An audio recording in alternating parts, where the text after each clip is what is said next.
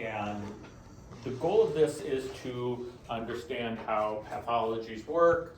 The test will cover valvular pathology, as well as this will cover valve calculations, which there's a review that I'll talk about here in a second, an assignment that is due next week.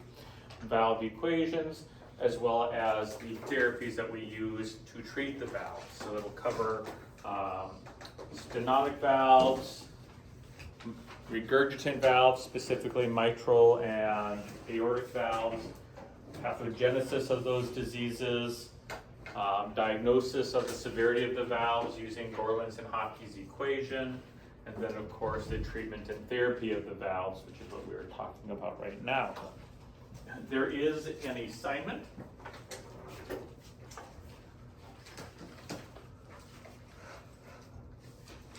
regarding the hockey and mitral valve. So there's an assignment that is open up, the Fick and mitral valve worksheet equation. This is not due until a week from today. So it gives you the patient's data. It gives you their patient's recorded information. Also has an LV gram, so you can do the Fick and LV. I'll have to change that, it should be 1.1 millimeter. Mitral valve information that you need, the DFP, the mitral valve gradient. And it asks you about the Fick cardiac output, and the Fick theory, and then of course it talks about the mitral valve area. Now there's something called flow here, and when people say, well, what does flow mean? So when you do that last part of your Gorlins equation, which is, or when you do the Gorlins equation, which is cardiac output divided by SEP times heart rate, that top line gives you flow. That's what flow is. Because then you're taking flow divided by the valve orifice, and that gives you the area. So if you ever see flow, the flow is just the top line or the top portion of the mitral valve Gorlins equation. And there's also this thing called regurgitant fraction that we haven't talked about yet, and we'll talk about regurgitant fraction today. It's actually today or tomorrow. Well, it's a very easy, very simplified equation. There's not a lot to it. It's a simple equation. So we'll talk about that as well. But where we left off is we were talking about aortic valves. And we said, well, what happens when we have a severely stenotic aortic valve?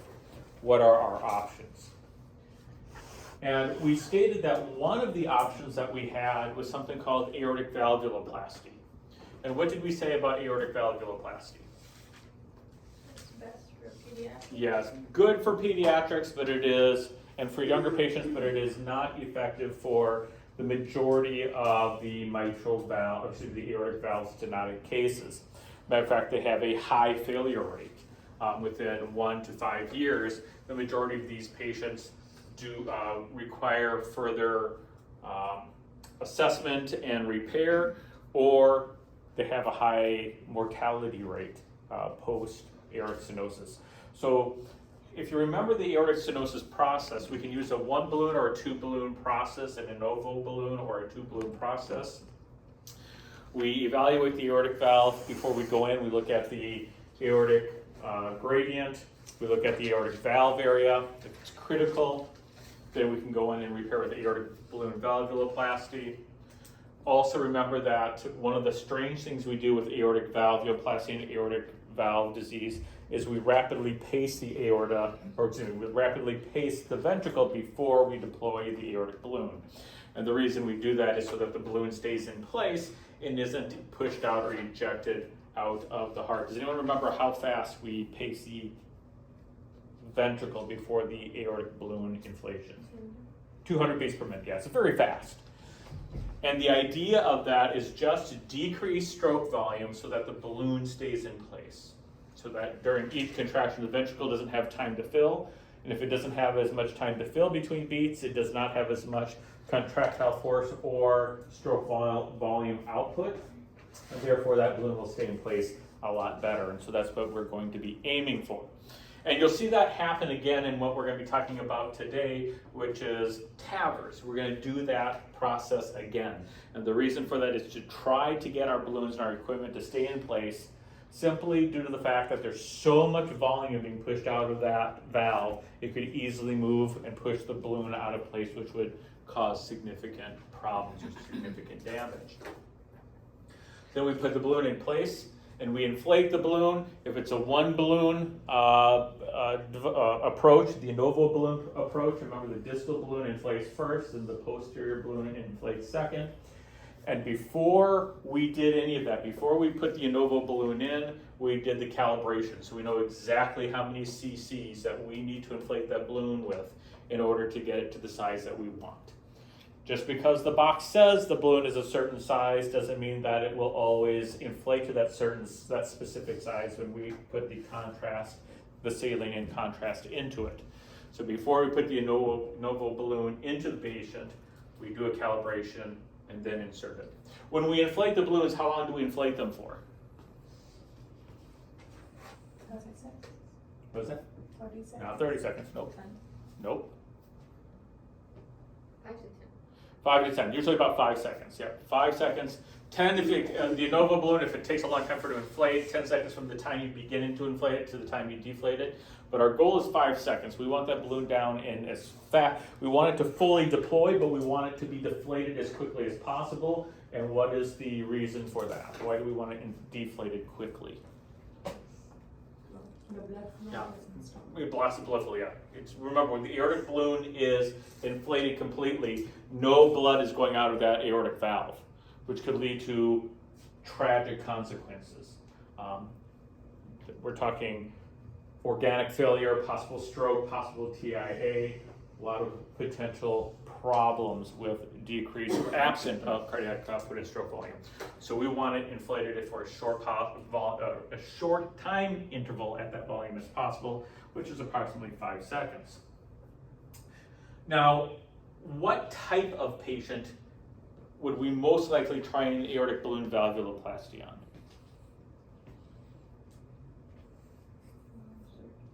Non-surgical candidates, that's right. Non-surgical candidates. They're not candidates for surgery, and it's what we call palliative care. And palliative care means we're going to treat this aortic valve to try to alleviate the patient's symptoms as much as possible so that they can then have a little bit higher quality of life for the next year or so, but it's not going to last very long. What is our real hope? After doing this valvuloplasty, what would our hope be? What is our kind of our, because obviously it's not effective, it doesn't work for most patients or adult patients, it's okay for pediatrics, it doesn't work for most adult patients. What am I hoping will happen? I do the valvuloplasty and then they die? What is my actual hope in doing that valvuloplasty?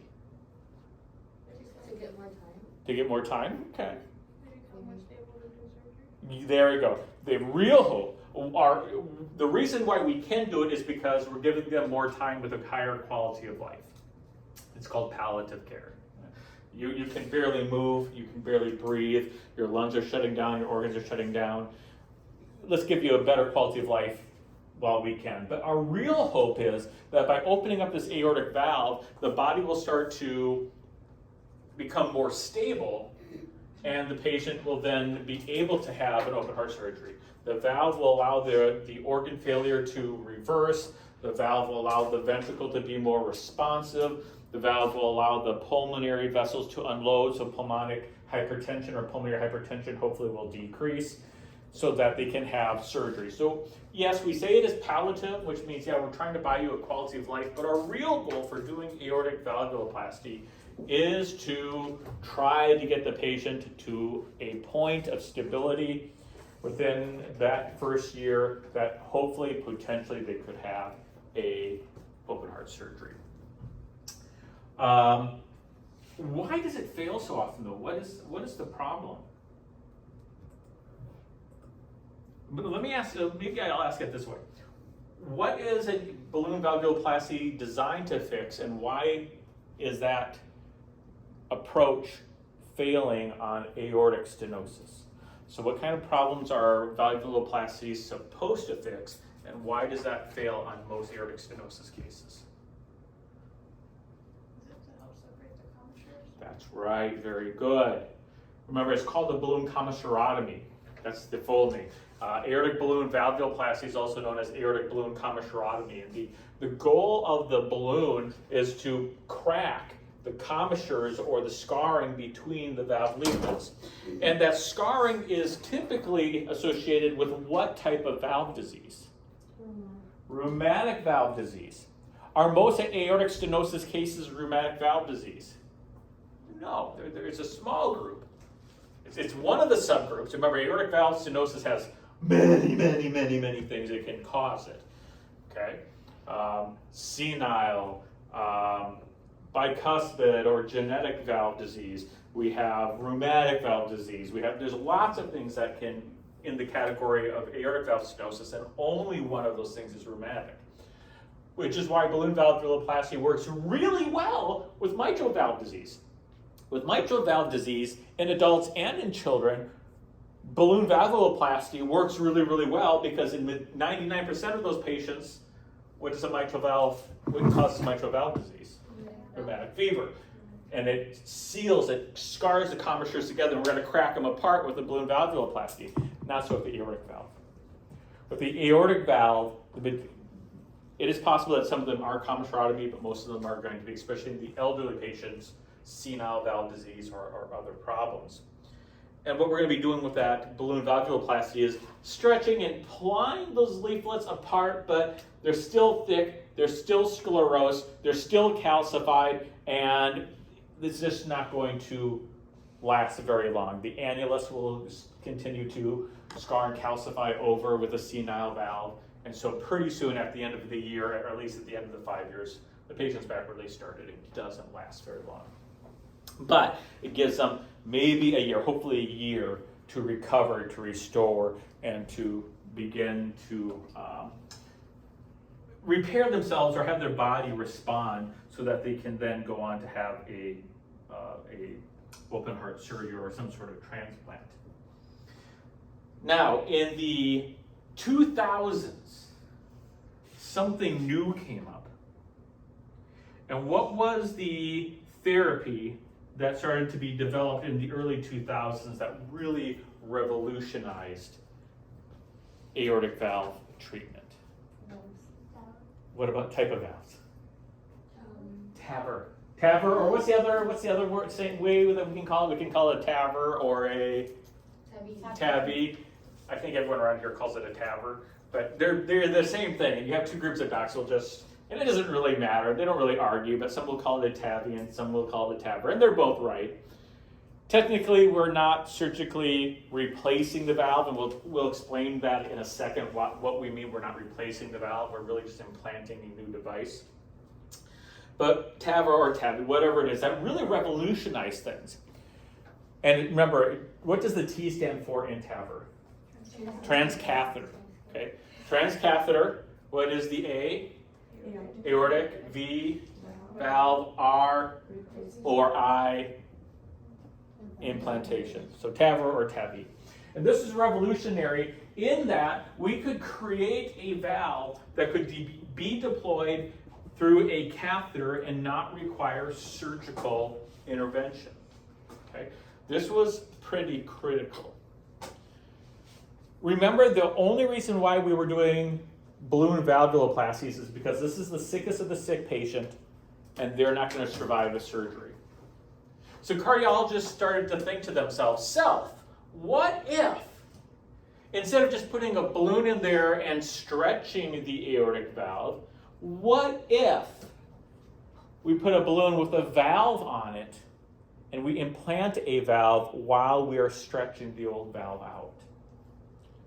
That way, we don't have to worry about them being a non-surgical candidate. We're putting the valve that they would receive in surgery in them anyways. That was a radical thought. Surgeons were a little bit offset by this. But we started by selecting patients of the worst type. Okay?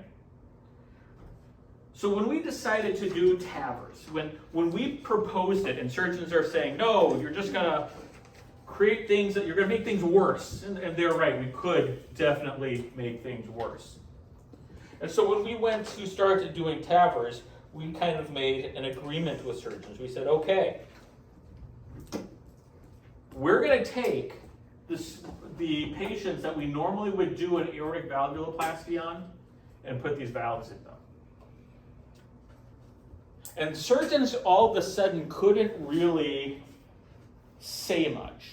Because, or let me ask this, why would surgeons not be able to say much about our first selection of patients? Why couldn't they throw a fit? When we said, hey, we want to try out these new valves, why weren't surgeons throwing a fit when we first proposed this? Because they were not surgically approved. Yeah, the surgeons wouldn't touch them anyways. These patients were going to get a balloon valvuloplasty as a hope that maybe they would have surgery. So what we're saying is, hey, let's just put a valve in these patients and see what happens. You're not going to touch them anyways. We're going to do a balloon valvuloplasty in hopes that maybe we can buy them a year anyways. Let's just give it a shot. So our very first patient selection were the sickest of the sickest patients.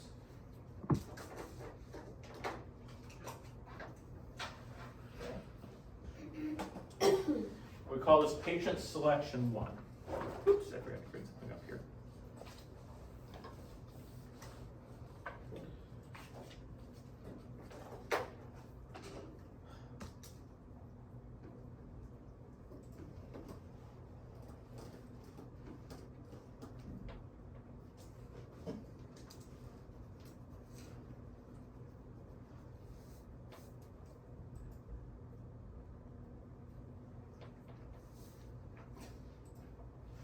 I hate when my computer says this, oh, this won't open, and then they redirect me to the same thing when it opens. I just don't understand what they're doing.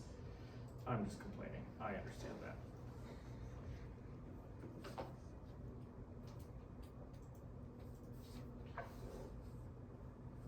Okay, so if you remember your reading, and hopefully you did your reading.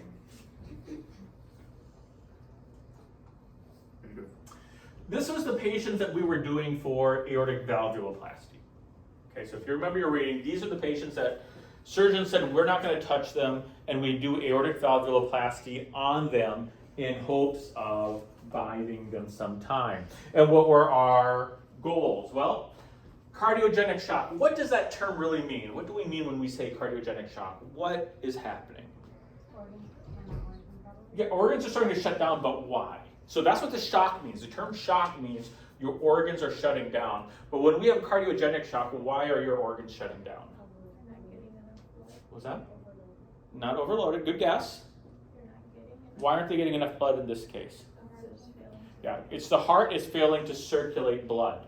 The heart is failing to do its job. That's why we call it cardiogenic. Genic is what is the genesis? What is the cause of the shock? And in this case, it's cardiogenic, which means the heart is failing to circulate blood to the tissues and the organs are shutting down. How is that different from hemorrhagic shock?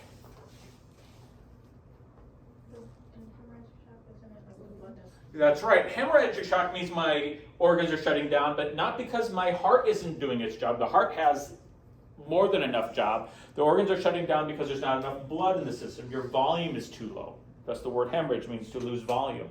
So hemorrhagic shock means that, hey, your heart's doing good, but you don't have enough blood. And because of that, the organs are shutting down because they can't get the nutrients. How is that different from septic shock? Septic is infection? Yeah, septic shock, the organs are shutting down because of sepsis. When you have a bacterial infection, your blood vessels dilate. Your bacteria and also your immune system, remember your immune system when you have an infection will release histamine. And bacteria also have a tendency to release vasodilating substances so that they can get more blood flow so that they can live. And also what happens if everything is dilating, what's happening to your blood pressure? It increases. It drops and your organs can't perfuse anymore. So that's septic shock. And then there's a fourth category called neurogenic shock. And what does neurogenic mean? Yeah, the neuroconduction system that helps regulate all the blood flow, that shuts down. But this isn't good for anything else except for cardiogenic shock. Bridge to aortic valve surgery, again, we're hoping that they'll get better to have valve surgery, but they can't get it right now. They have symptomatic aortic stenosis and they need emergent non-cardiac surgery. So in other words, what this means is they have another surgery that needs to happen emergently, but they have aortic stenosis and they can't have cardiac surgery done. So what are we going to do? Well, we're going to quickly open up this aortic valve so that they can survive through their non-cardiac surgery. So for example, let's say you have to have an amputation done, but you have aortic valve stenosis. You won't survive that amputation because the aortic valve stenosis would cause your heart to fail during that surgery. So what we would do is we do the valvuloplasty, then they would have the amputation done. Poor surgical candidate, the surgeons just say no. Congenital aortic stenosis where the surgeons won't touch them. Rheumatic aortic stenosis, this is the one where it's best for. Rheumatic aortic stenosis is the best treatment, or that's when this is most successful. Now that's the best treatments for it. And then we'll talk about this, transcatheter aortic valve replacement. So those were the patients that we were able to do a aortic valve replacement on. And this again, here is an aortic valvuloplasty. We put a wire across the aortic valve. We stimulate the heart, we pace the heart to go quickly, to speed it up, and then we inflate the balloon while the pacer's in place. And there's the pacer, pacing catheter. This is the dual balloon technique. If you have a really wide aortic valve, if you have a really wide kind of a misshapen aortic valve, the one balloon technique may not sit in the center of that valve correctly, so we can do a two balloon technique. And this is our goal. This is the patient before they had a valvuloplasty done. This is after a single inflation. Did it improve? It improved a little bit. And then we're like, no, we're going to hit it again. And what our goal is to have a less than a 10 millimeter peak-to-peak gradient and a valve area that is greater than what? What is our goal for our valve area?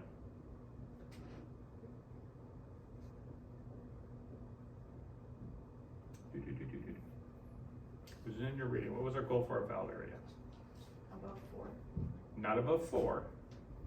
That'd be nice. That's what we would hope for. That'd be great. Is it 3 to 4? 2 to 4? About 2, above 2. Above 2. That's what we would like. We would like it to be above 2. I'm trying to find it right here. Is it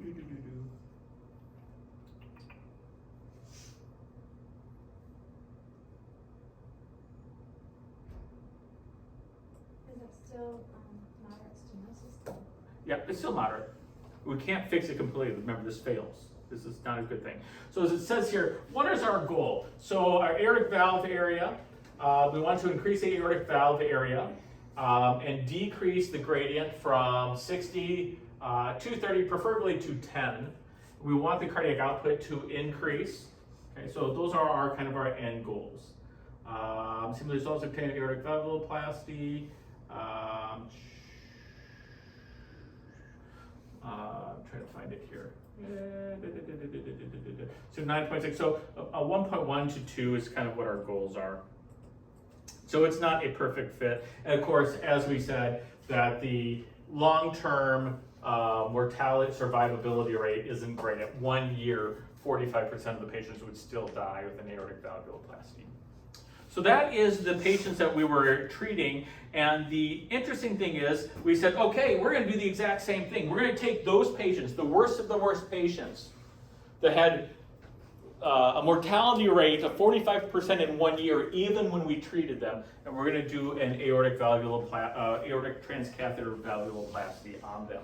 So what is our selection category? So the first category is we're going to deal with senile degenerative, oops, that did switches on.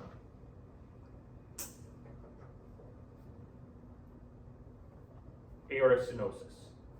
So we were not going to do bicuspid valves. We're not going to do genetically abnormal valves. We're going to take these patients who have senile degenerative aortic stenosis, which is the largest category.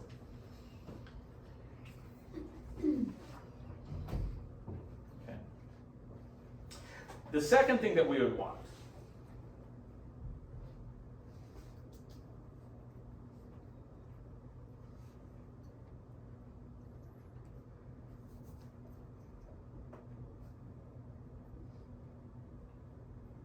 The valve gradient would be greater than 40 millimeters of mercury across that valve. And that's what we would consider moderate to severe. Remember, normal should be less than 10. 20 is kind of moderate, and then 40 on up is going to moderate to severe. I'm sorry, 20 is mild. 40 on up is moderate to severe. So we're just going to take the severe aortic stenosis. Okay, the valve gradient between the LV and the aorta needs to be greater than 40 millimeters of mercury.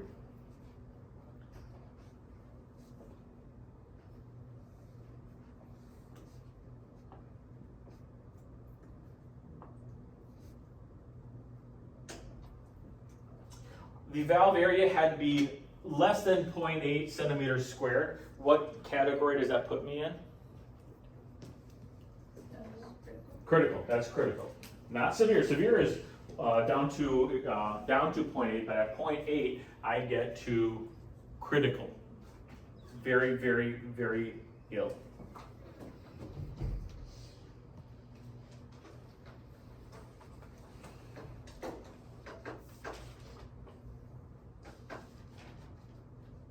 We want an echo velocity jet of greater than 4.0 centimeters per second, or I'm sorry, meters per second. I keep saying centimeters, meters per second. Normal is less than 2.5. And remember, that's using for Bernoulli's equation. Remember, we can take velocity and calculate it into gradient. And so when you have a velocity that's high, you have a very, very high gradient. So by echo, it has to be almost double the velocity that they would normally have.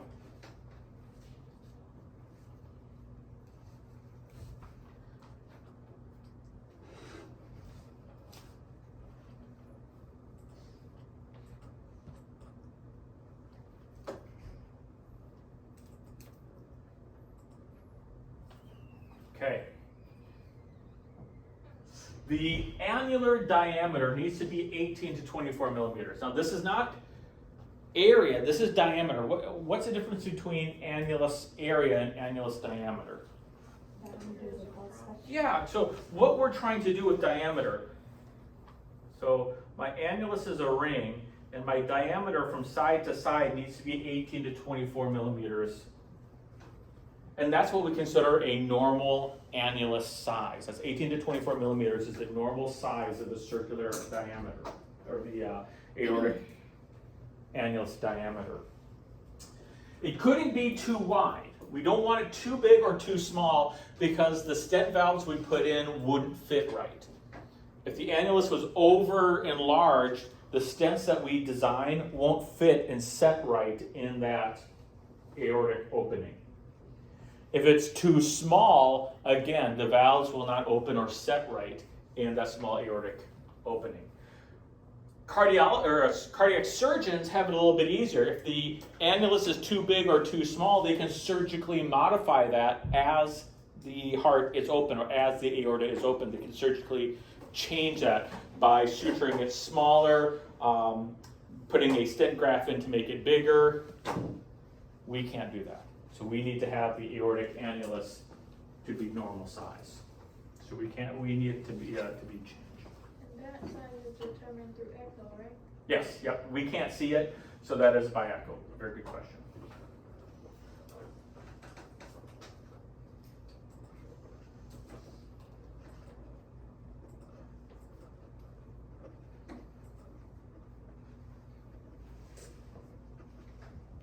New York Heart Association class 2 or higher for heart failure, that would be considered moderate to severe heart failure.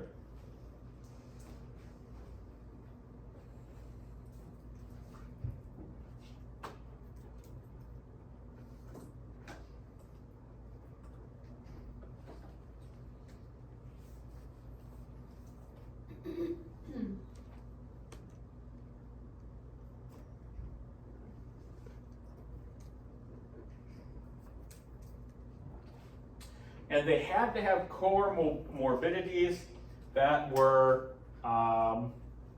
prohibit surgery. Pulmonary hypertension, severe COPD, early signs of cardiogenic shock. Basically, the surgeon wouldn't touch him anyways. And we were going to select these patients, and then we were going to do the valvuloplasty. That's what we're going to be doing. Okay.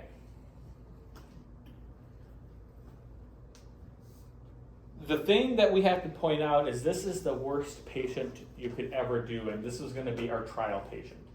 Most of the time when you create a new device, you try to install or implant the device on a healthier patient because you're going to have better outcomes. Does that make sense? If I want to pass something, if I want to get something past the FDA, usually what we do is we try to find the healthiest patient that still fits my parameters and put it into that patient and say, see, it didn't harm the patient. Not with this. With this, we said, hey, you know what? We're going to take the train wreck patient that the surgeons will not touch, and we're going to try to do this procedure to see if we're going to make them better. Now, before a patient, and this is still true today, before a patient is placed or is selected for a valve implantation through the TAVR or TAVI system, the cardiac surgeon and the cardiologist have to agree that TAVR is the best for that patient. That's still true today. Yes? How do you get consent if they're senile? What do you mean? Senile valve is the status of the valve itself, not the patient. Nope. Senile, remember, just means degenerative. Okay. So we're talking about the valve itself. What you're You're talking about because senile just means degenerative. You're talking about senility. Okay. This is valvular senility. Senility just means degenerative. So the cardiac surgeon and the cardiologist have to meet with the patient, and they have to have a team approach. They both have to agree that this is the best process for this patient. It's not surgery. This is the best way. Okay? And that's still true today. We have no choice. That is what the FDA says, is that it has to be cleared and selected for both.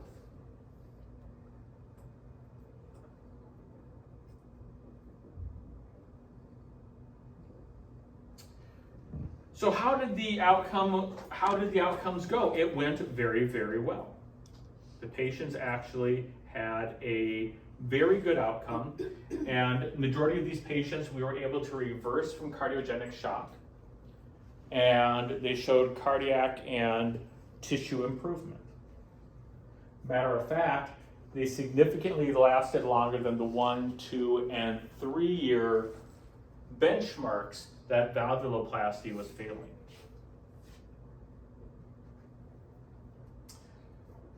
So we said, hey, great.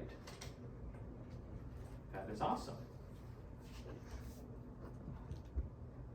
We are going to continue. And we only did it on the sickest patients. And then we started doing surgery and started to say, well, you know what, we did the sickest patients. What if we did it to what we call the severe patients? What if we call it a moderately, what if we try to treat moderately severe patients? Okay.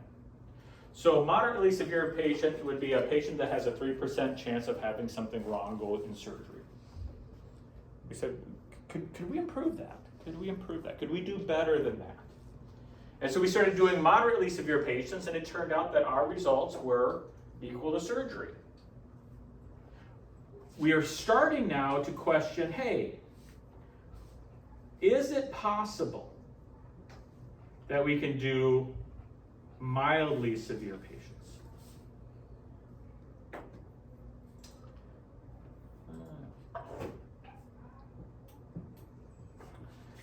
And this is what we have come up with. There's been a couple of little changes here, but this is in Grossman's book. Rather than me writing it down, this is in Grossman. So in 2012 and 2014, when we first started doing this, these are the only 2 patients that we could choose. If you were in any other category, you could not have a TAVR done. You went to open heart surgery. So in 2012, 2014 is when it was cleared for use. 2012 is when we started to do the research. It stated that class 1 severe AS and inoperable, which means surgeons turned them down. Okay, cardiology, you get your shot. Class 2A means that the best option would be surgical candidate, but you can offer it as an option. So whenever you see what a class 1 and a class 2 is, a class 1 is this is the preferred method. This is how you should go about doing this. Class 2 is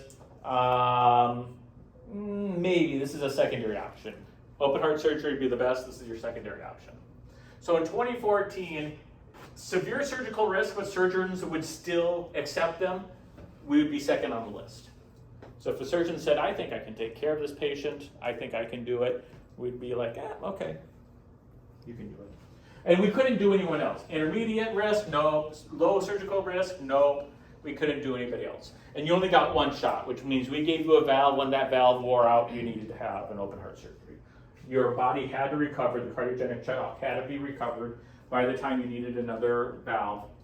Otherwise, you weren't getting one. So in 2017, based upon 3 years of data, and only 3 years of data, we expanded it. So we can do inoperable, it's class 1A, which means first choice.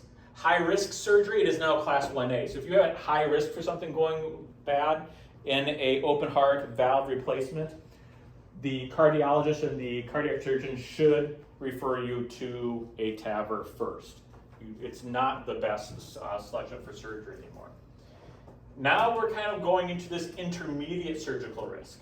Intermediate surgical risk means you only have a 3% chance of something going wrong during surgery. Believe it or not, that's a fairly low risk.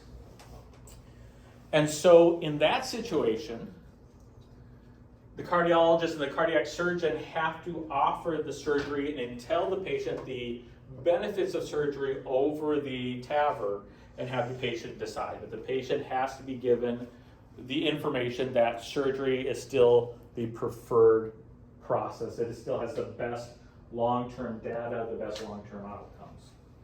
However, we can now put in a TAVR device in this intermediate surgical risk category if the patient is offered the opportunity and it is selected. We are not allowed to do low surgical risk. That is still best treated with open heart surgery, or what we call surgical aortic valve replacement. Sometimes we call it SAVR now. For low patient risk, patients who don't have much surgical risk at all, they should still have a open heart surgery and a valve implanted surgically. And there are reasons for that. TAVRs have risks associated with them that SAVRs do not, or surgical valve replacements do not. And so those patients still are suggested to go the surgical route. And then finally, instant failure. So you had one valve implanted through a catheter, and that's a tissue valve. So what happens to all tissue valves? They're going to wear out 5 to 10 years. So with TAVRs, you get one shot after the initial implantation, which means if it wears out, we can put in a second valve a second TAVR before open heart surgery. But notice it's a class 2A, which means we have to do what to the patient? It's a class 2A. What was that? Would say that again? Yeah, we have to discuss the pros and cons to the patient. Because we could tell the patient, hey, we can do another TAVR, but guess what you're going to need in 5 to 10 years anyways? You're going to need to have a surgery. So do you want to have it now, or do you want to punt it down the road? We have to give them the pros and cons. Okay. Can they have another TAVR after it fails? Only twice. There are some centers in Europe that have started evaluating third implants, but what happens is each time you put a new stent in there, that orifice gets smaller and smaller and smaller. So it gets to the point where putting in a third valve is just like aortic stenosis now. It's just too small. Yes? So for clarification, so if after they get that circuit, the second TAVR in, they'll have to do surgery. On the third attempt, yes. Right. So what do they do with the previous stents? Will they have to? The surgeon just removes them. Oh, they can remove. Yep. Just like they would do to the old stenotic valve. What a surgeon does is they actually surgically remove the stenotic valve and they implant a new valve in there. So they're just doing the same thing, except they're removing the original valve and the TAVR valves and putting the new valve in there. And that valve lasts for. It depends on the surgical replacement. Open heart surgery. Remember, they have two choices. You have the tissue choice and the mechanical choice. Tissue choice will still do what, even if it's surgical implantation? It'll wear out. Which means you would eventually have to have a mechanical device. Does that make sense? Depends on how young you are when you start this process. One thing I want to point out, and it is still true today, what type of aortic valve stenosis is not approved yet? And it's the one we think we would offer certain category of patients the best quality or normal life. There's one group of individuals that that TAVRs have not been openly approved with as of 2023 even, so as of last year.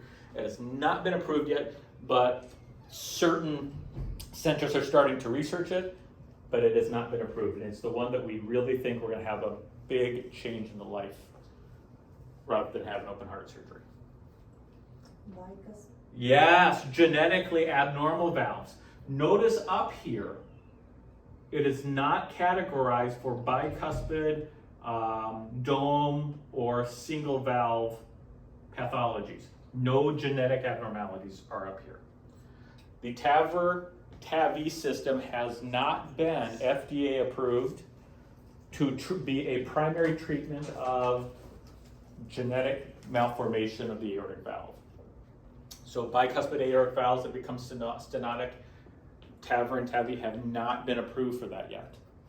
And the reason for that is the annulus of bicuspid valves are abnormal.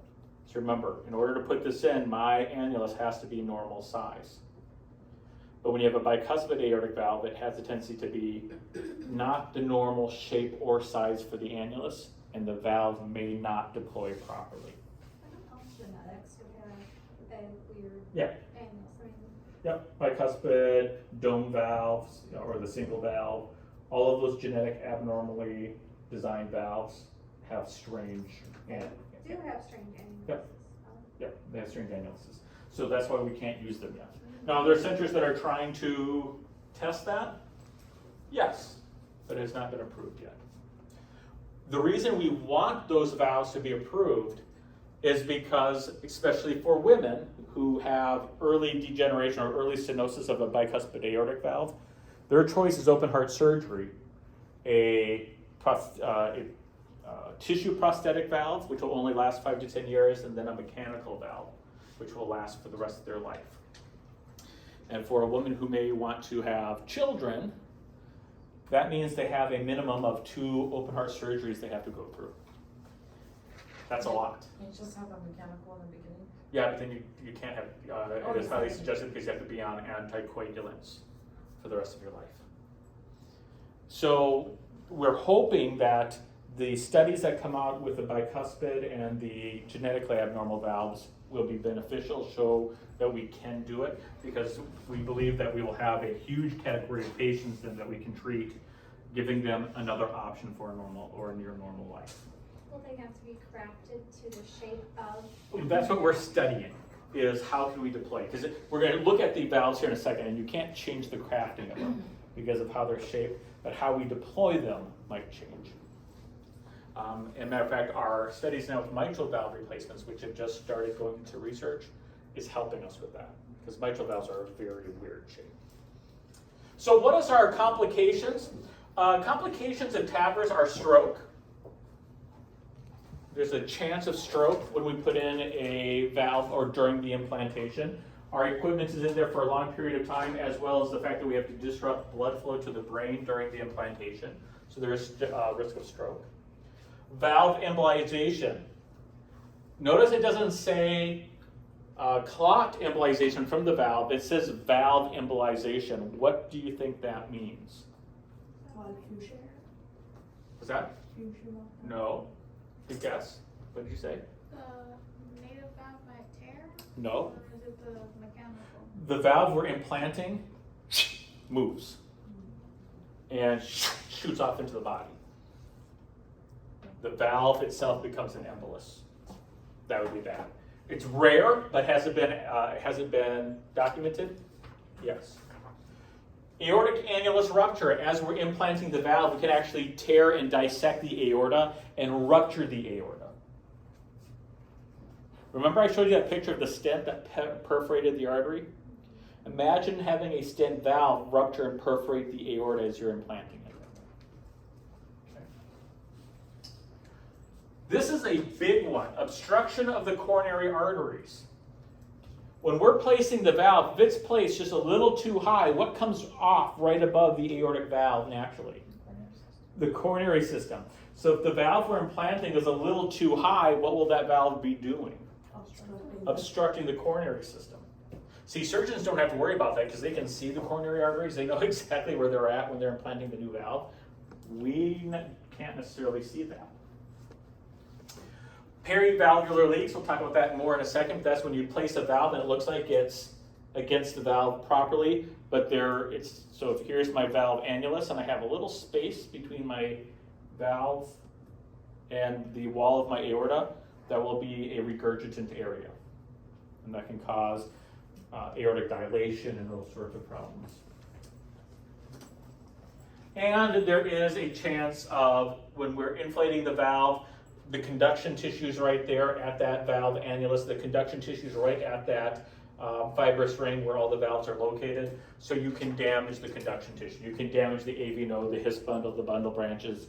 And there is about a 20% chance that patients who have this new aortic valve inserted will need to have a permanent pacemaker implanted during valve implantation. 20% of patients on the core valve and about 10% on the sapient valve, and we'll look at those here in a second. Okay, so it's not all roses. It's not all panacea. The reason why we don't want to use these valves on mildly stenotic patients is because there are some really bad things that can happen that a surgeon doesn't have to worry about. A surgeon can avoid almost all of these things that we just talked about. So what valves are approved? So here's the valves that surgeons can you turn off the back two lights and turn on the forward light here? There you go. So here's the valves that the surgeons can use, and as of right now, the only one that the surgeons are using for the aortic valve is the bi-leaflet, what we call the St. Jude or the biocarbon Sorin valve. And it's a two discs that open up like this, or actually in the aorta they open up like this. So it just gets converted to bicuspid? Yep, but it has a wider annulus than a congenital bicuspid valve would have. Okay. Tilting discs, no longer made, no longer being utilized. It had a tendency to stick open. Non-tilting disc, it popped up like this. It decreased cardiac output. This was almost stenotic as the stenotic valve. Starr-Edwards valve, sometimes the ball, what happens when the ventricle contracted, as the blood moved out, it would push this ball up to the top of the chamber. Sometimes it got stuck up there. That would be kind of deadly. So St. Jude Medical is the one that's being used now. The bivalve leaflet. So TAVR valves. So TAVR valves come in three designs. The Lotus is no longer being used because of a specific risk that it talks about right here. There is the Evolute valves. The Evolute valves look like our self-deploying stents. It's a valve that is actually inserted in a very large self-deploying stent. The benefit of the Evolute valve is just like our self-deploying stent. As I'm deploying the self-deploying stent, if it's not deploying correctly, what can I do to that self-deploying stent? I can put it back and remove and reposition it, right? I can do that with all of my Evolute valves. As I'm implanting this and I say, whoa, that looks like it might be right in front of the coronaries, guess what I can do? collapse it back down, and move it up and down slightly. Okay. It also has largest size. Then we have the sapien valves. The sapien valves are balloon expandable stent valves. So you can tell it has a much more like our balloon expanded stent look with the closed cells that are around it. And that does need to be deployed on a balloon, and that is not repositionable. Once you have that in position, it's stuck. Okay. And the Lotus were mechanical expanding. It actually had a little screw-like device that expanded it. It is no longer in use or in practice. This uses porcine, this uses bovine for their valve leaflets. So what is porcine? Pig valve, and this is a bovine, a cow. It's actually their pericardial tissue that they designed into a valve leaflet. They all have their risks. The self-expanding stent, since it doesn't have as strong of a radial strength, remember in stents we talked about radial strength, its ability to push against the walls. Self-expanding stents don't have strong radial strength. And so as the self-expanding stent takes position, it is more likely to have perivalvular leaks. That means the blood is going to regurgitate around that valve because that valve doesn't fully fit into the valve annulus correctly. The sapien valve, we can make it fit. But the sapien valve, we're going to put it in a balloon and we can make that sapien valve fit into that that valvular annulus a lot better. But because as we're inflating it, we can inflame or cause damage to the fibrous ring, well, it's more likely to cause left bundle branch block or even damage to the bundle of His. The mechanical expanding had a high pacemaker rate implantation, which means with the mechanical expanding device, the Lotus device, which is no longer being allowed by the FDA, the majority of the patients needed a permanent pacemaker put in after that was inserted. It just caused a lot of damage and a lot of inflammation to the fibrous ring and to the valve area. So just like a stent, they have the different length as well as the Mhm. diameter. Yep, we'll talk about that here in just a second. Here are the three that are currently allowed by the FDA. These are the only ones that are being allowed.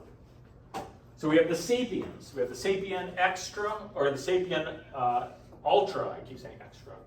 The Sapien Ultra 3 with Resilia, which is this type of covering here. And the Sapien X4. The Sapien X4 isn't being really implanted right now. Almost all of them, if you're going to use a Sapien stent, they're almost all Sapien 3s. For the self-expanding, the Evolute and the Accurate Neo 2 are self-expanding. In the US, it's almost all Evolute. The Navitor has just been approved. I think in 2022 it was approved, so that can also be implanted as a self-expanding stent. But the Evolute, most of the time you're going to see either a Sapien or one of the Evolute brands being implanted in the US.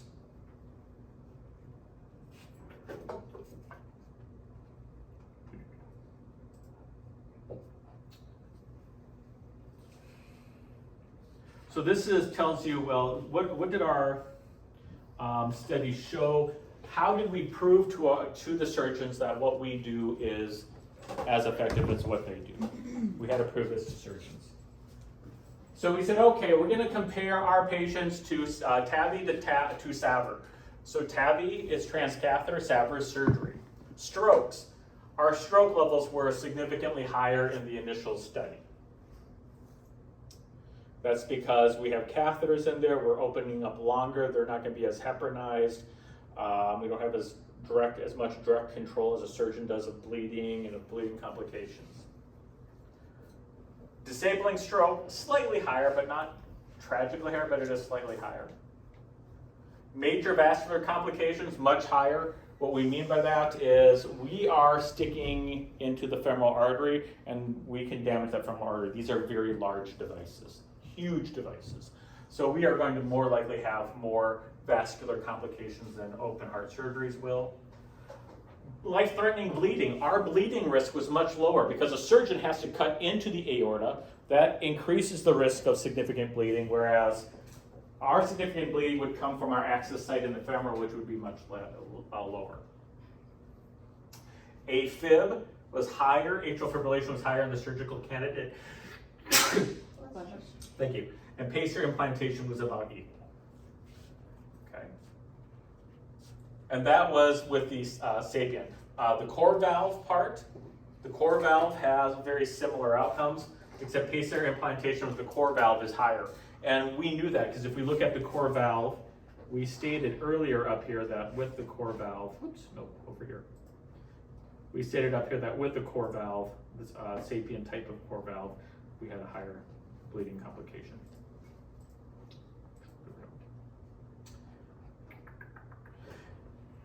And so as our studies continued, as we did more and more studies, having more and more time with it, you'll notice that our risks go down, and in some cases our risks started to drop below surgeries.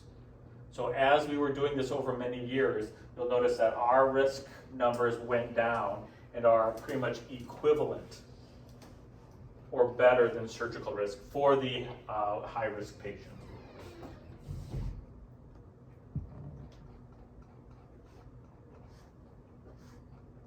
So core valve is the SAPIEN or Evolut? The core valve is the SAPIEN.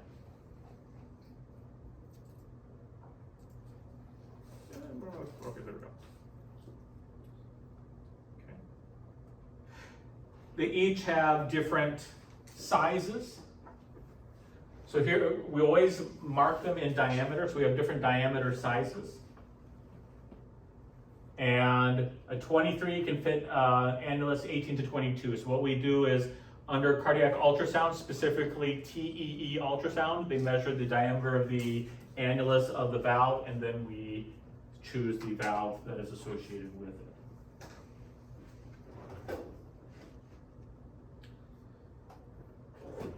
These are anywhere from 16, or I guess there's now 214 with the Evolut, or the new Evoluts, anywhere from 14 to 20 French sheaths. So these are very large sheaths that are required through the femoral artery. We can't use a radial, we can't use a brachial. These really do require femoral approach. They're very large sheaths. So before we do this, we also have to test to make sure that the femoral artery can accept those sheaths. Okay? So we need a patient who has a nice open, non-atherosclerotic, non-atheroma femoral artery of these appropriate sizes. So we not only have to worry about the diameter of the valve itself, but also the diameter of the artery that we're going to put it into. And this kind of shows you the difference between an Evolut and the width and size and length of the two different valves and what they look like when they're inserted. So down here is the insertion, the Evolut, and this is, or the SAPIEN and the Evolut.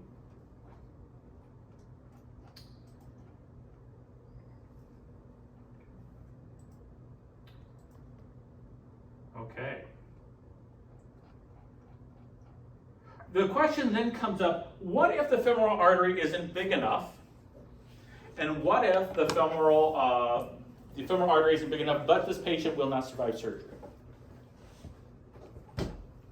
This is a critical patient. The femoral artery is not wide enough to put this catheter in. This patient, though, has critical aortic stenosis. Otherwise, he could have a good, healthy life. Do we just do an aortic valvuloplasty and hope for the best? It doesn't do the patient much good anymore. The research says no, we should try to put this valve in. So there is another approach that we can do, and that is called the transapical approach. The transapical approach means we will stick the catheter through the apex of the heart to get into the valve area. So we'll actually go through the chest wall and stick the catheter directly into the chest wall, into the apex of the heart, and into the aorta. What problems does that create? Oh, it creates a lot of problems. First of all, you could puncture a lung, It could cause bleeding or pneumothorax, hemothorax. When this is done, there's a special device now that can close this hole in the apex, otherwise there'd be a large hole in the apex that the patient could bleed out of. You still have the problems with the positioning of the valve like we would with the catheter implantation. So there are some significant risks with this. With the surgeon and the, you said there are two that needed to agree on this. Would they have to agree on the approach Yes. as well? Yep, they have to agree on the approach and the methodology. Yep. So. We're gonna take a break, and when we come back, we are going to watch some videos about how a TAVR is done, and talk about some strange things that we have to do for a TAVR. So take about a 5-minute break, and we come back, we'll talk about some strange preps we have to do for a TAVR.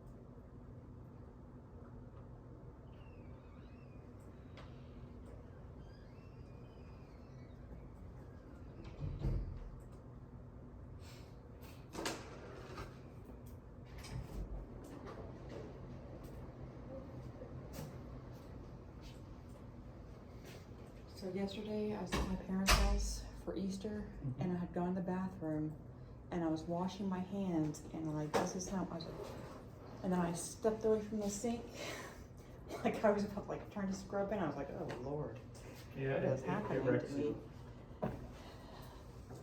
Just out of habit. I was like, oh, so weird. I was in like a movie theater, and all of a sudden I'm like going underneath like the faucet, and I'm like, what? People are just looking at you weird.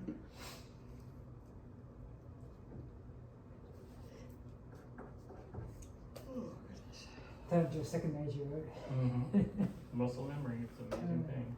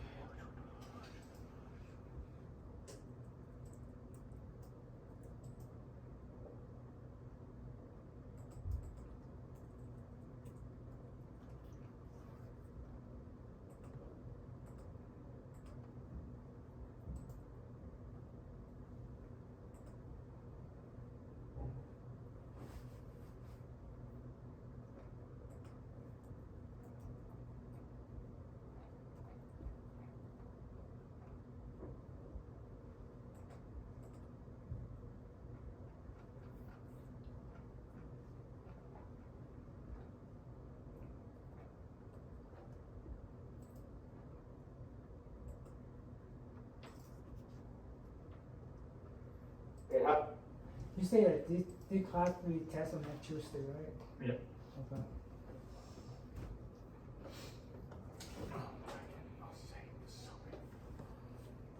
I'm getting old. That's an excuse.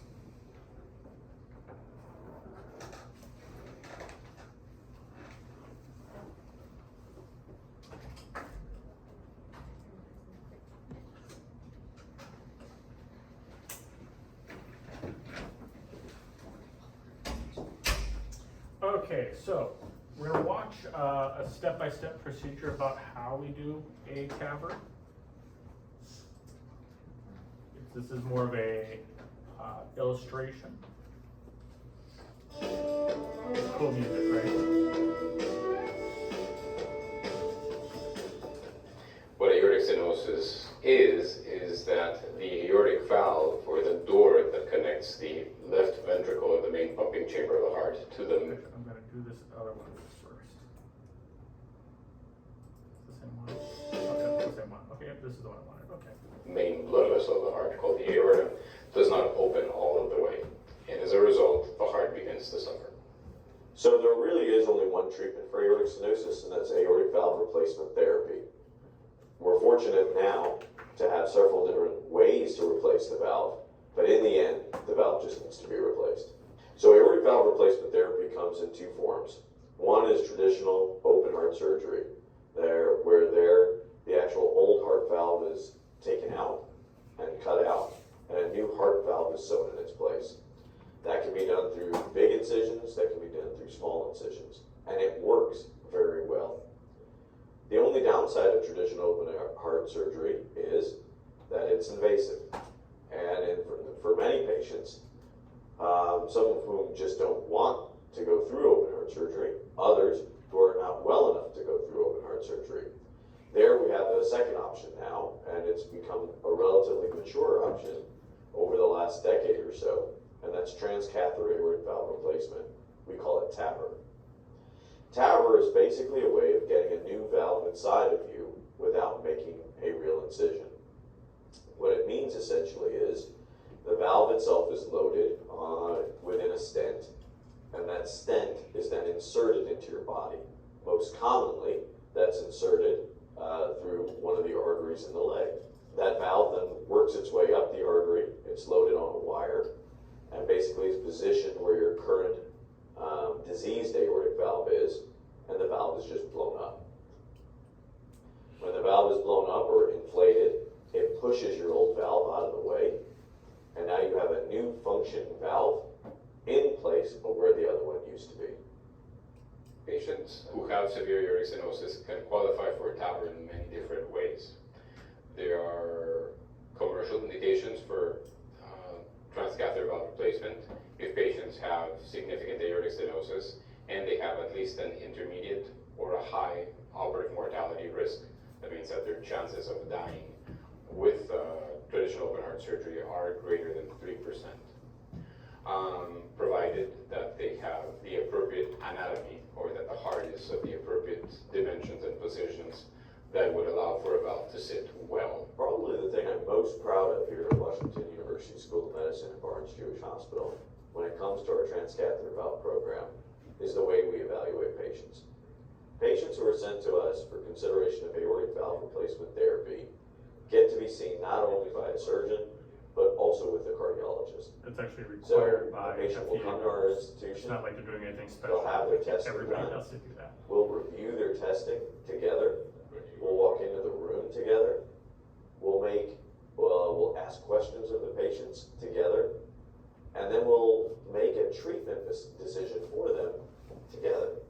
Some patients are fantastic candidates for transcatheter valve replacement, and that's absolutely the direction they should go in. Others are not good candidates for transcatheter valve replacement, and they may need open heart surgery.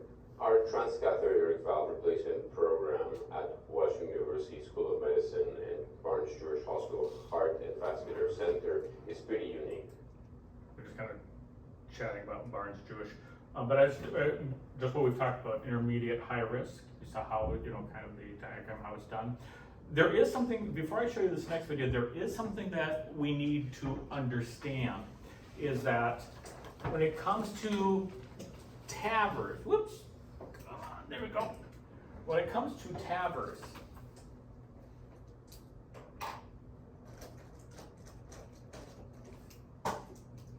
why is that not showing up?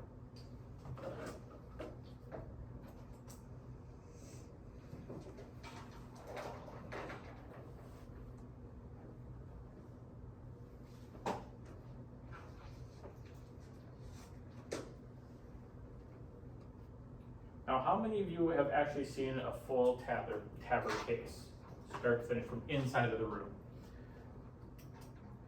Okay. You weren't sure if you were inside the room?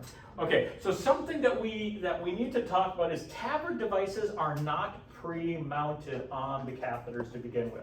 When you have a stent, a self-expanding stent or a balloon expanding stent, you pull the entire balloon and stent off of the rack, and it is all pre-put together for you. That's not true on the TAVRs. The TAVR valve comes in a specially designed, container that actually has a fluid in it to keep the valve soft and pliable. It is not pre-mounted on the catheter. You actually have to you have devices that will then, you'll slide the balloon on, you'll slide the stent onto the balloon, and you will crimp the balloon, try again. You will slide the valve onto the balloon, and you will crimp the valve onto the balloon so it can be inserted into the body. So it's not pre-attached to the balloon like we see with stents, okay? Even with the self-expanding devices, they have to be crimped down and inserted into the device or loaded onto the device before it's inserted into the body. And the reason we do that is because we have two different ways that we can insert these valves into the body. So I'm going to draw out a very ugly valve here. Okay, so here's my valve, and this valve opens up. Here's the valve there. So the valve opens up in this direction. So as the blood comes through, the valve will open up upwards like that. Okay, so here's the valve, and when the blood goes through it, the leaflets will open up upwards. Now the question that comes up is, how do I load that on the balloon? Depends on how I'm going to access the valve.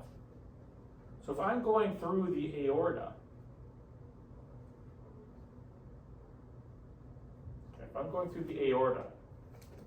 and my catheter is coming from above. I want another color here. My catheter is coming from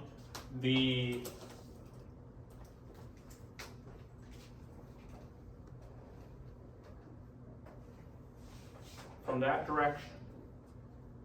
Okay, do you see that? So here's my catheter. My catheter is coming from this direction, so my balloon's going to open up here. So there's my balloon. The question is, how do I load the stent on that balloon? So here's my balloon tip. Here's the catheter. Do I load the balloon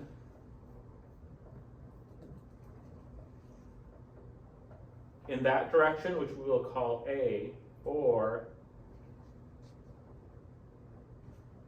in this direction that we'll call B? If I'm going through the valve from this direction, does the balloon get mounted on the valve in A or B? B. That's the Okay. endless at the Where top. are we going from? So we're going through the femoral artery and through the valve. So when I put my valve on my balloon, do I mount the balloon A or B? Which side would we be going through that balloon? Like which side? That's what I'm would we- asking you to do, to tell me. Which direction do I mount this? Because my balloon is coming from this direction. My valve opens up in that direction. How do I mount this on the balloon? Oh, Yes, you want the leaflets upward, so it would be A. If I'm going through the transfemoral approach, the valve has to be pointing to the back of the balloon. Now, if I'm going through the apical approach, which is this direction, now which direction does it have to face? B. Okay. So we have to know which direction we're going, and that's why they're not pre-mounted, because we can go multiple directions to get this implanted. So if we're going from the aortic arch down, my valve has to be pointed in towards the back of my balloon, because as the front of the balloon goes down this way, I want my valve to open this direction. If I'm going from the apex, my balloon is coming in this direction, I still want my valve to open in this direction, it has to be mounted pointing towards the front of the balloon. So they're not pre-mounted. And if you mount it upside down, guess what? And you have to get a new valve. You can't really unmount a valve. You kind of destroyed it. You can see it, right? Yeah, before you go in there, that's why there should be a discussion before you mount it. Which direction is it pointing? Is it pointing in the proper direction? Okay. So the valves are not pre-mounted on the balloons like you see stents being. You have to put them on a balloon, and they have different crimping devices, and I'll show you a crimping device here in just a moment. But I wanted to show that before we go into watch the Cedar Rapid TAVR. It's pretty cool. The crimping device, Yeah. the little circle, Yeah. Looks fun too. it is pretty fun. Where is my volume?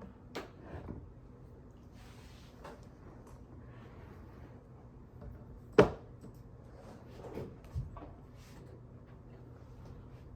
it up. Oops, that's because it's not on. Duh, Mr. Booger. Cedar Rapids. TAVR is a minimally invasive cath-based procedure to replace the aortic valve in a patient with severe aortic stenosis. It's for individuals that are high risk or too sick for open heart surgery. Left untreated, aortic valve stenosis can lead to more serious heart problems. Dr. George Hodge from Unity Point Health Cardiology Clinic explains the procedure and who is a candidate for TAVR. The aortic valve is one of the heart valves. There are 4 valves in the heart. The aortic valve is the valve that sits between the left bottom chamber of the heart, we call left ventricle, which is the main chamber of the heart that pumps the blood to the whole body, and between the aorta, which is the blood vessel, the largest blood vessel that we have, that comes out of this left ventricle and distributes the blood to the whole body.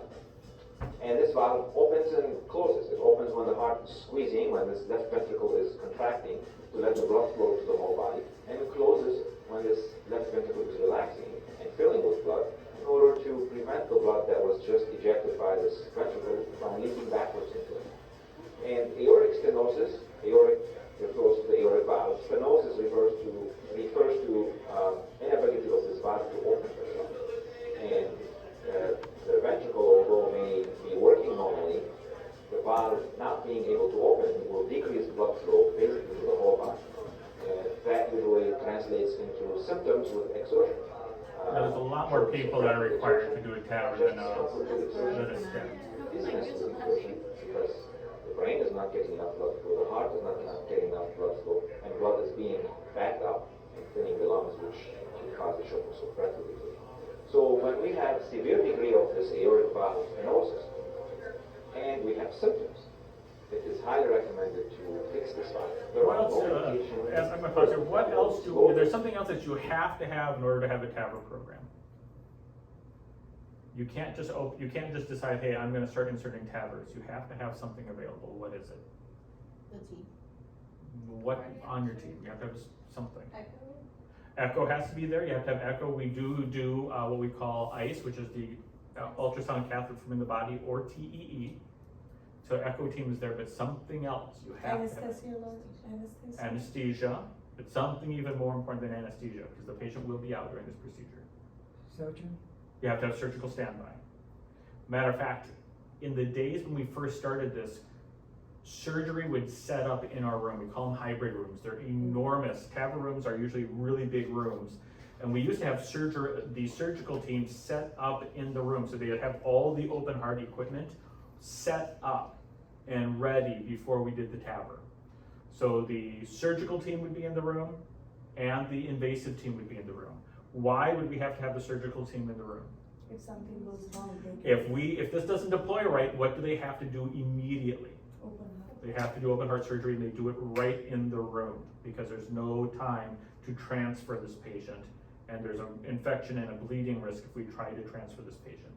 So nowadays we just tell OR to be on standby, and they will come to our room in case there's an emergency that is necessary. But the surgeon used to be there. And also after the end of the procedure, this is a 20 French, anywhere from 14 to 20 French sheaths. What are we gonna have to do to that poor artery after the procedure? We're gonna have to surgically close it anyway. So a surgeon or a vascular surgeon is part of the team anyways, just to close it up, even if everything goes right. So if you're seeing a lot of people, there's just more stuff going The on. only treatment is a procedure. There are two ways we can do this. Classically, we Here's the valve replace going the aortic valve surgically. The surgeon cuts the chest open, stops the heart, uses an artifact called a treatment by making an incision and functioning Experienced point health cardiologist. growing and do very well with either There's the one. stent that's inflating. So what Family type is reports this? Waterman is feeling less tired after his procedure and Self-explanatory. feel he was a quote them to stay close to home. And it's Strategies and procedures to help patients stay close to home. We Okay. invite you to learn.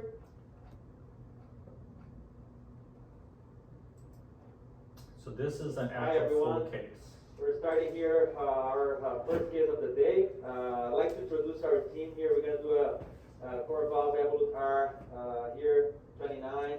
To start introducing the team, I have Sandeep Patel, who is our interventional fellow. He does the structural heart fellowship, as well as Brandon Elmore. I have Maria Zulli, who works with us. She's a technician, and we have as well Alicia here, we have Jan from Medtronic, and we have Amy here. She's hidden behind me here. Sorry, Amy.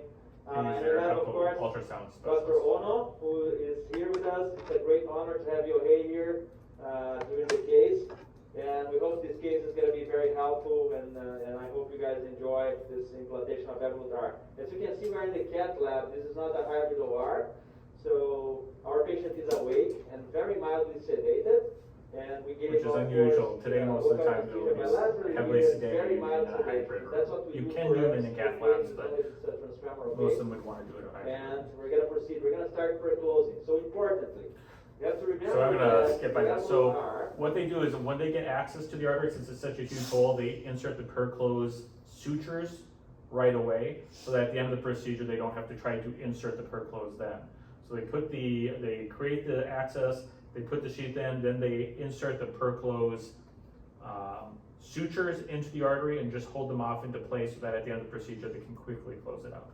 So that's what he's doing here. He's putting in the per-close device.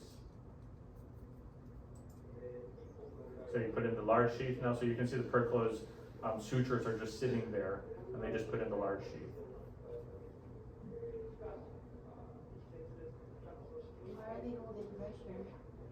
Why is he holding pressure? Because he's still feeling where the artery is. Maria Leo. And I'm going with a super stiff wire now. Amplet super stiff. Exactly. So the Now, amplet super something stiff this is going patient to be has, the wire so normally another thing that they skipped is you would normally put a pacemaker into this heart, because just like with a balloon valvuloplasty, you will have to rapidly pace this ventricle as you're deploying the balloon and as you do a valvuloplasty. Because you'll see here, we actually start off with a valvuloplasty before we actually do the valve implantation, and I'll explain that in a second. Why did we not put a temporary pacemaker in this patient to do that? He has a permanent pacemaker. So we can do the tachy pacing through his permanent pacemaker without having to put in a temporary pacemaker in. So we will use his permanent pacemaker, or we should use his permanent pacemaker. I'm gonna use to advance my, I have a Cook 14 French. So what we do before we insert the inline sheath, we're gonna put a Cook 14 French sheath there. In this particular case, we're going to pre-dilate. So we're gonna use that 14 French to advance our balloon. We're gonna pre-dilate. So again, they're gonna, why do you think they pre-dilate, why do you think they do a valvuloplasty before they put in the actual valve that they're gonna insert? So they take a space from the. Bigger space, what did you say? This was to get the maximum. Yeah. Basically what we do is we go in and we destroy the old valve. We put in a very, very large valvuloplasty balloon, and we destroy the old valve and we stretch it out of the way so that the new valve can be put into place. But once we do that, we're committed. Once we damage and destroy that old valve that is there, because we can't remove it, once we destroy that old valve and push it out of the way, we are committed in putting in a new valve in this patient, which means if anything goes wrong, they will need emergent open heart surgery to try to rectify the problem. And then we're gonna remove the 14 French, and we're gonna put the core valve with the Aortic with the inline sheath. As you guys know, as I told you, many centers that I've been in Japan proctoring, we do pre-dilate cases. I would say half of our cases we do perform pre-dilation. Here we have a 0.7 valve area. In addition to that, he has a good amount of calcium distributed in his 3 leaflets. So we're going to pre-dilate We want to open it up as much as possible, get rid of the calcified leaflets as much as possible, because they can interfere with the stent deploying. It's like basically doing a rotoblader before you put a stent in. You want to get rid of all that calcium first. Give me some So rail this is a 14 French sheath. It is a bullet wound. It is huge. Cameron, please. Ralph, everything is good there? Okay, excellent. So as you can see, our patient is talking and awake, and he's responding to our commands. This is very important. We've observed after we started doing conscious sedation that these patients rarely have hemodynamic instability, so they are very stable throughout the whole procedure. That is something with putting somebody under anesthesia. They can, their blood pressure is a little bit more unstable under anesthesia, which is why this doctor It's a prefers to make the perfect patient alignment of the cuts, right? So it's great. They are greatly aligned. We can see we can appreciate the amount of calcium. So as you know, there are different techniques. You can actually across see the valve right identifying here. If the you depth. look, One technique you that can we actually use- see the valve we leaflets use, under X-ray, which you Dr. should not Roma be and I, able to when we see. were back in Italy, The valve leaflets by right there. You pushing can see the calcified the AL catheter leaflets. towards the left main. We're going to advance very gently and slowly the straight wire, while rotating the AL1 catheter clockwise. And they're using an And AL1 that's it. So catheter, that's because the that's AL a catheter has a curve on very it that can elegant way open of up, crossing the find valve the with opening zero better. trauma, right? There was absolutely no They don't trauma. use a straight catheter, they use an AL catheter because that strange curve on the AL catheter is able to find the small opening in the stenotic valve better. You pull the AL catheter, so it's pointing straight up and down in the aorta, and then the wire will go more easily through the valve. Trauma, so it's very And elegant. so then way he to then cross the slides valve. the wire That's what into we the try to do ventricle. here every time. Okay, so now we have the AL1 inside the LV, and we're gonna go RAO, and we're gonna put a long exchanging wire Then we're there. gonna take that This catheter is out and we're gonna indeed put the balloon extremely catheter important. So in. we always put a long exchanging J wire, and then we go with a pigtail and we draw and we exchange for the stiff wire. In this case, we're gonna use a safari wire. We use pre-shaped wires for every case here, either the Confida or the safari wire. Show me the data. So we're causing some beats there, which is okay. We have the Counting wire some in a good PVCs, because you position can see here. how far that catheter is down there, tickling the apex of the heart there. We're gonna get an The catheter's ACT way now, down there. after we put the pigtail in. So they're gonna change up for a pigtail, they're gonna do some pressure gradient measurement and put another wire in, just to see how things are going. All right, so gently after the procedure is completed. With the pigtail. And in addition to that, we're gonna use hemodynamics. So they're gonna We do measure the not pressures always- now, just to see, do we make it better We after do not this always procedure? we do not always perform the angiogram in the end. The E to come, and now it's loaded. Yeah. We have to make sure that our LVDP baseline value there, and we're gonna compare with the post valve implantation. Now, what we're gonna do now? We're waiting for our ACT to come, and now it's the moment to When you check do the ACT, valve. they want the right? ACT So to this be is something that you're not used to doing because you're using Core About Valve Classic. 250 to 300. And remember, with Core Valve Classic, you can actually see the valve through the covering sheet. With LR you cannot. So what we have to do to make sure that the valve is properly loaded. Yeah. So We have to again, make on the sure back that table, they preloaded this and they Wonderful. crimped it on, so That it's is pointed in the right okay. direction, So that's what he said. now let's As you look at the see if we catheter, can before you put it in the body, to make sure the we have to catheter is, see the valve. Can you guys see the stent there? is Yes? facing the Okay. right direction. So we're gonna see it. Okay. So you can see it under Okay. X-ray. Okay, stop seeing it. Okay, now Jen, who is our Medtronic TDS, she has her eyes on the screen to make sure that she's happy with the valve. So basically what they did is they mounted the valve, they put it under X-ray so that they know which direction the valve is pointing before they put it into the body. And then the Medtronic representative who comes to all of these is looking at the X-ray saying, yeah, you have it positioned correctly, you can continue. And I think she is. Are you happy? I'm happy too. Great. Okay, so the valve is mounted properly. Looks perfect. Okay? So now it's time for us to advance. We're going to put the Safari in after we get the ACT above 250. Then we're going to go pre-dilate. As I said, we're going to use a 20 line sheet all the way here. And there's going to be a moment that it's going to 13 French sheet and go line sheet all So the way they're just here. mounting it up and getting it There's going to be a wrapped around. moment So that this it is cannot the go crimping further. device. Okay? They're So gonna this crimp is that valve this down. is the about R, the valve here. So this part is going to go sheetless inside the body. Then here, it's different from Core Valve Classic. We're going to go counter clock D 1/4 of a turn at a time. This And they're is slow. very efficient and importantly, right? Some people are ready? Ready? I was past jumping through the Ralph, crimping. Ralph, we're gonna make your heart beat very fast now, okay? You So may they're feel gonna a make the little. pacemaker pace the heart at above 200 beats per minute, and you can see that there's a balloon catheter in here right now. So this is the aortic valvuloplasty balloon catheter. So that's in place right now. Easy. Just close your eyes, okay? Don't move, please, okay? Just So close as your you eyes. can Pretend see, it's not we happening. are Just close interacting your with our eyes and patient. just let Our it patient happen. is awake The and patient talking usually with will us. feel like they're I gonna just pass out let and they him know sort we're of gonna can't rapid if they're pace his awake. heart. He may feel a little dizzy. This is gonna be a very short rapid pacing, as you can see. And this balloon, importantly, rarely we see watermelon seed effect with this balloon. Watermelon seeding means, remember, it's gonna squish backwards to the valve. Pacer. You're gonna pace fast. All right. Okay. Pacemaker on at 180. He gets 180, but 200 is adequate. So you can see the heart, for a second there, you can see the heart all of a sudden fast. Pacemaker off. Okay. Did you see the difference there? So let's watch that again. He's gonna pace it fast. So as you You're can gonna see, see the balloon we are inflate and interacting deflate with only our a few patient. seconds, Our and then they patient turn is the pacer awake off. and talking with us. I just let him know we're gonna rapid pace his heart. He may feel a little dizzy. This is going to be a very short, rapid pacing, as you can see. Pacer, and I'm ready. Okay, pacemaker on at 180. You can see the heart going faster. Inflate the balloon, you can see the heart beating Pacemaker fast. off.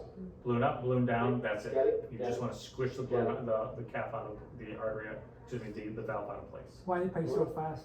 Again, to keep it in place. You decrease the stroke volume, just like we did with what we talked about with the valvuloplasty. We just did a valvuloplasty here. Okay. Keep So that ventilation valve. performed already, done. Just Okay. once usually. Patient stable, blood pressure is okay. We have the marine So now they're completely putting aligned. the cap, they're Again, putting the, very smoothly. There's no they resistance took that whatsoever. balloon catheter out, here comes the valve Crossing out. catheter now, advancing Okay, now we're gonna go. across the valve, so here's the valve stenosis right here. LAO, please. Just LAO, no problem. More LAO. More. Okay. A little bit more. Good starting point. Importantly, my wire is in the apex, as we want. My valve is nicely sitting in the outer curvature of the aorta, which delivers a lot of stability. The third element to deliver stability to this deployment is the speed, and it's going to be very slow. We're completely stable. Blood pressure is good. Starts to come up, and the valve is now starting to get out. Okay, so the valve is now just getting out. So with the And now self-expanding the heart's stents, gonna you start don't have to going beat very the fast slow. as fast, you Okay? don't have to do the So we're tactic working pacing here. as quickly. Sandeep has the wire there. He has the wire attended at all You times. see the Now the heart valve just is gonna slowly wait. starting to Okay? be deployed. Yeah, puff. Good. Just wait. Keep it really self-centered itself. Okay, another beat you can recapture. So you're With the talking wire about all the recapturing time if there. it's not. And now, contact. Now go faster. So now they've Okay, inflated, so this is now, in the this is a ventricle, very this important is in the point, aorta. right? So part of it's in So, the ventricle, part of it's in the the valve is aorta, there, and it's okay, sandwiched the in valve place. is working, and we stop rotating at that point in which we can recapture if we need. Good. They don't need So, not very well aligned. So we have a picture to see the position of the valve. Let's go. Rely on this picture to understand the amount of aortic regurgitation. What we have So to do remember, to this the picture valve is depth not of fully the valve. deployed, so there's, If we're the happy old with valve that, is destroyed, it's this done. isn't fully That's deployed, so what there's we- regurg that's around the this final, valve still, they're just result. trying to Okay, so determine we should where is not it look located, into the is it amount high of enough, is it aortic low enough? regurgitation in this picture. Remember, the valve is not fully deployed. Okay, now everybody's happy, the team is happy, everyone is happy. Okay, so we're going to deploy this valve. To deploy the valve, there are some very important steps. So first thing, Sandeep is already prepared to pull the wire. So he's pulling the wire. And so there's something called 60-40, which is 60% of the valve structure, the stent should be in the ventricle, 40% in the aorta, because the valve is in between those 2 points. So it's called a 60-40 split. The larger part of the valve will actually be splaying out in the outflow tract of the ventricle, and then the other 40% is in the aorta, holding it into the aortic vessel. Gently pushing my delivery system here, not too much, just a gentle push, and Bashar is coming. You're just trying to, there it goes, it's fully deployed. Again, the majority of it is actually in the Okay, ventricle here. now this is a part very in the important aorta step as here. well. So that's what we call 60. We're gonna go to the descending aorta here. Go to there. So they're just And making sure everything comes wire back ahead, okay, so yeah. you don't tear We're gonna try it. to find the. The valve's in place. Okay, good. You're gonna do an LV, an aortogram. Body wire. Already. Detail. There should body wire. The scenario is to see any effusion at this point. And so what they're doing is they're doing an ultrasound now to see if there's any leakage around the valve. That's what we call perivalvular leakage. They're looking to see if the patient's leaking around the valve. If there is, they can go in with a balloon and kind of stretch it out a little bit. Perfect position. But they're looking to see if there's any leaking around that valve. Much PDL there. Really trace. And that's why we need TEE to be a part of this, because we can't see that. Now we're gonna go to the short axis view. Boy, those terms should sound familiar. Very Short axis, loud long axis there. view, they're using those That's two views two to see. o'clock. There's a little bit, looks like there's a little bit maybe right That's there. it, right? Associated with that calcium, that we're not going to overreact to that. Okay, so he's not worried about it. There's a little bit there where my, this was, there's a little bit of leak there. He's like, oh, they'll grow over. Hypertrophic LV. He's not worried. All of our nurses are pull the wire. So, I mean, that, again, we expect. So that separation that you see there is normal. Okay. And he's he's basically saying now that they're just, you checked everything out, perivalvular leak, there was a Check tiny for amount. lights in. He's not There's worried about it. absolutely no He's now hematoma. closing off the artery. Let's see when he pulls it out. Okay, so you want to avoid overcapturing that, okay? So what I want to do, Brando is going to feed me wire, and I'm going to pull the valve until I reach the inline sheath. Now I cannot pull anymore. Okay, it's all the way. Don't push. So now they're gonna pull out the sheath, and that's why you have the perclose in place first. So now as they're pulling back that sheath, what they can do to that perclose is they can deploy that perclose as Okay, that so catheter everything comes is out. out now. Let me go now. And he's closed. Did they not do Pacemaker, there was absolutely no complication. No, he did not. He did the ultrasound. He was happy with the ultrasound.